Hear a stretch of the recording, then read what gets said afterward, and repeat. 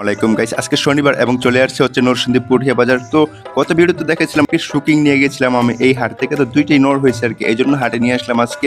তো আসার সময় হয়েছে কয়েকজনে দেখে দাম বলছিল, কিন্তু যে দামে কিনছি ওই দামটাই বলতেছিল আর কি।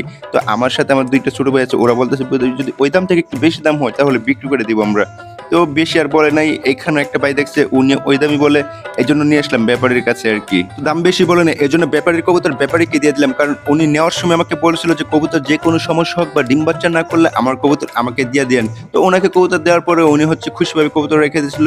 আর উনি লোকটা আসলে খুবই ভালো একটা লোক। তো আমাকে বলতেছিল যে এখান থেকে আপনার যেই পেয়ার পছন্দ আপনি ওই পেয়ার নিয়ে যান, কিন্তু আসলে এখানে যে পেয়ারগুলো এইগুলোর কোয়ালিটি এত একটা ভালো ছিল না, আমার পছন্দ হইতেছিল না আর কি। এই জন্য আমি বললাম যে না, এই পেয়ার তো আসলে পছন্দ হচ্ছে না, এগুলা নিব না আমি।